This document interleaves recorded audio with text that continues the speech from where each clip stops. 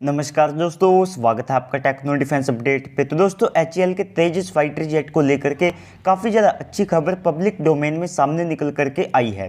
तो सबसे पहले तो हमारे देश में ऐसे बहुत से लोग हैं जो कि एचएएल को उनके कम प्रोडक्शन रेट के कारण उनको गालियां देते हैं, क्रिटिसाइज़ करते हैं और साथ में उनकी जो आलोचना है वो भी यहाँ पर करते हैं। और इसके अलावा जो तेजस का एक्सपोर्ट है और हमारे जो फ्यूचर के फाइटर जेट होने वाले हैं तो उनके लिए भी ये जो कम प्रोडक्शन रेट है इसको एक बड़ा अड़ंगा मानते हैं। लेकिन अब हमारी एचएएल ने अपने काम के माध्यम से ये साफ कर दिया है कि इसमें जो सारी गलती है वो केवल एचएएल की नहीं है, उनके जो एम्प्लॉय है उनकी यहाँ पर पूरी गलती नहीं है। क्योंकि एचएएल ने सबसे पहले तो जो हमारे हेलीकॉप्टर हैं उनको यहाँ पर एक बड़े नंबर में बना करके टाइम के ऊपर जो उनकी डिलीवरी है वो भी यहाँ पर की है। और हेलीकॉप्टर्स की जो हमारी पूरी फ्लीट है वो अब केवल हमारी जो एचएएल है उनके द्वारा हैंडल की जाती है। और सेम ऐसा ही उन्होंने ट्रेनर फाइटर जेट में भी किया है। क्योंकि अगर आज की तारीख में आप देखते हैं तो भारत ऑलमोस्ट जो ट्रेनर जेट है उनके मामले में आत्मनिर्भर बन चुका है। और इसके अलावा जो हेलीकॉप्टर की जो फील्ड है उसमें भी भारत बहुत जल्द ही ये जो बड़ा माइलस्टोन है इसको हासिल करने के काफ़ी ज़्यादा करीब है। और ये केवल हमारी जो एचएएल है उनके कारण पॉसिबल होगा। हालांकि दोस्तों इसमें और भी जो भारत की कंपनियां हैं उनका योगदान है, लेकिन यहाँ पर जो मेन प्रोडक्शन है वो तो केवल एचएएल के द्वारा ही किया जाता है। और इसके अलावा भी अगर आप भारत के पूरे एरोस्पेस एविएशन को देखते हैं तो इसको केवल यहाँ पर हमारी जो एचएएल है उनके द्वारा ही हैंडल किया जाता है। और एचएएल हमारे जो एरोस्पेस एविएशन है उसकी एक बैकबोन है। तो दोस्तों इसी में अपडेट एचएएल के द्वारा ये दी गई है कि उनका जो SP-34 तेजस फाइटर जेट है उसने अपनी जो फर्स्ट फ्लाइट है वो कंडक्ट कर ली है।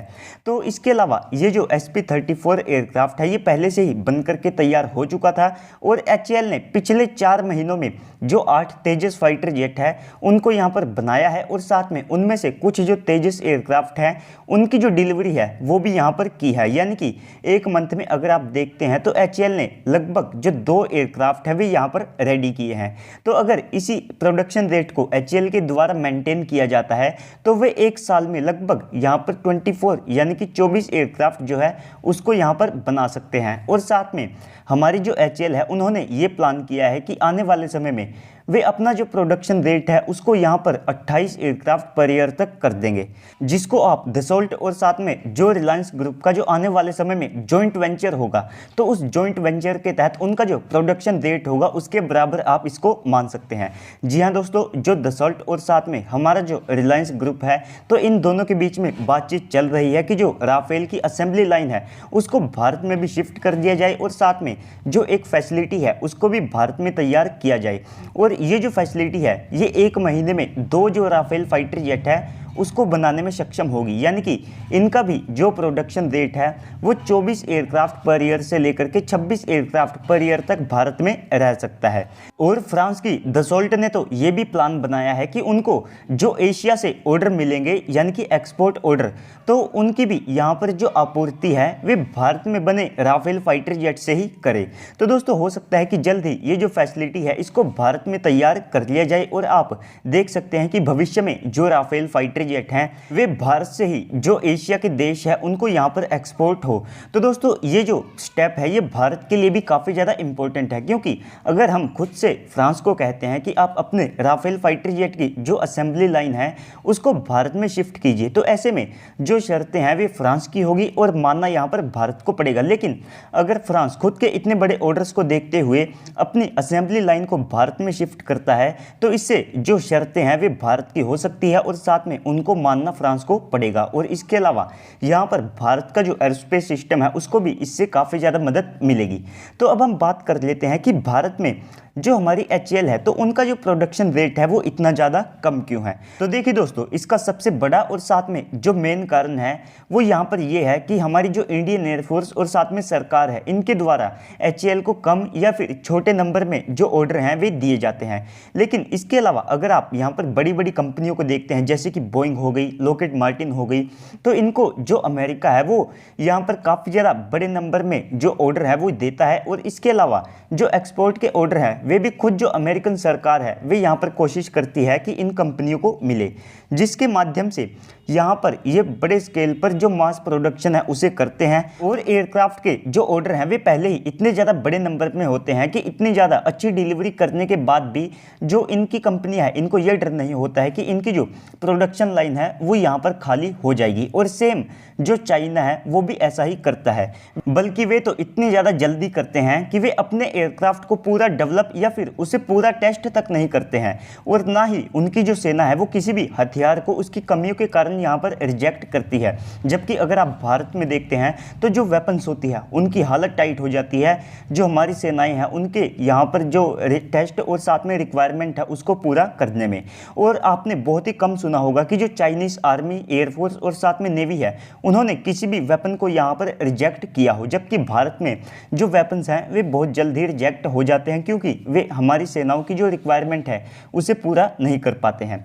और इसके अलावा अगर आप करंट में इसका प्राइम एग्जाम्पल देखना चाहते हैं तो वो है फ्रांस की दसॉल्ट कंपनी। तो देखिए दोस्तों, इनके पास भी जब यहाँ पर छोटे नंबर में ऑर्डर थे तो ये भी यहाँ पर कम प्रोडक्शन रेट के साथ में आते थे, लेकिन बाद में खुद जो फ्रांस है उन्होंने बड़े नंबर में जो दसॉल्ट कंपनी है उनको यहाँ पर ऑर्डर दिए। इसके बाद फ्रांस ने यहाँ पर जो एक्सपोर्ट ऑर्डर हैं वे भी यहाँ पर लिए, जिसमें यूएई ने हाल ही में जो 80 राफेल फाइटर जेट है उनके ऑर्डर दिए हैं। इंडोनेशिया ने 42 राफेल के ऑर्डर दिए हैं। इजिप्ट ने भी लगभग जो 36 राफेल हैं वे खरीदे हैं। ग्रीस ने भी 24 राफेल खरीदे हैं। भारत ने भी पहले ही 36 राफेल खरीद लिए हैं। तो अब जो फ्रांस है वो अपने जो प्रोडक्शन रेट है उसको भी बढ़ा चुका है और साथ में जो ऑर्डर है वे काफ़ी ज़्यादा बड़े नंबर में है। तो ऐसे में जो फ्रांस की दसॉल्ट कंपनी है तो उनको लंबे समय तक ये चिंता नहीं है कि उनकी जो प्रोडक्शन लाइन है वो यहाँ पर खाली हो जाएगी और ऐसे में बाद में वे क्या करेंगे। और इसके अलावा जो फ्रांस है वो तो राफेल के F4 वेरिएंट को भी बना रहा है, जिसको वे जल्द ही तैयार कर लेंगे। ऐसे में उसके ऑर्डर दिए जाएंगे। तो इसके बाद जैसे ही इन फाइटर जेट की जो डिलीवरी है वो खत्म होती है, उसके बाद जो फ्रांस है वो अपने F4 वेरिएंट को बेचना शुरू कर देगा। वहीं पर अगर आप HAL को देखते हैं तो इनको केवल 40 तेजस के ऑर्डर मिले थे, जो कि यहाँ पर काफ़ी ज़्यादा कम थे। तो ऐसे में अगर HAL यहाँ पर एक साल में 20 एयरक्राफ्ट को भी इंडियन एयरफोर्स को डिलीवर करती तो ये जो डील है ये केवल 2 साल में कंप्लीट हो जाती। तो इसके बाद जो HAL की प्रोडक्शन लाइन है वो यहाँ पर खाली हो जाती। उनके जो एम्प्लॉय है और साथ में उनकी ये जो प्रोडक्शन फैसिलिटी है ये HAL के लिए एक NPA बन जाती। तो ऐसे में HAL फिर कहाँ जाती? तो उनके लिए ये एक बड़ी समस्या थी। लेकिन अब ये जो सिचुएशन है और साथ में ये जो तस्वीर है ये आने वाले समय में बदल जाएगी, क्योंकि सबसे पहले तो इंडियन एयरफोर्स ने लगभग 83 जो तेजस फाइटर जेट हैं वे यहाँ पर खरीदे हैं, जिनकी डिलीवरी लगभग 36 मंथ के अंदर यहाँ पर शुरू हो जाएगी। और इसके अलावा यहाँ पर कोई डिले ना हो तो उसके लिए HAL को पहले ही पेनल्टी के अंडर ला दिया गया है।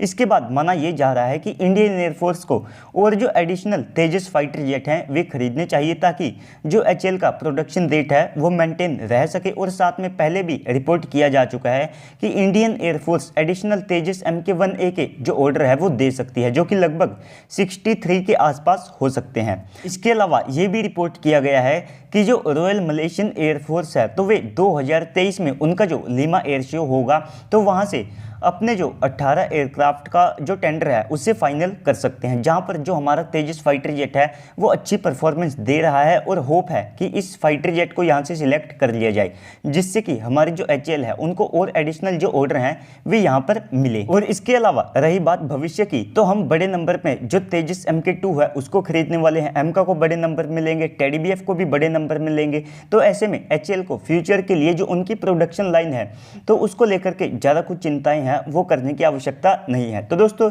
इस सब के ऊपर आपको क्या लगता है कमेंट सेक्शन में बताइएगा। साथ में इस वीडियो को लाइक करके चैनल को भी सब्सक्राइब कर दीजिएगा, ताकि आपको ऐसे वीडियोस मिलते रहे। तो चलिए दोस्तों, आज की इस वीडियो में इतना ही। मिलते हैं अगली वीडियो में, तब तक के लिए गुड बाय, जय हिंद।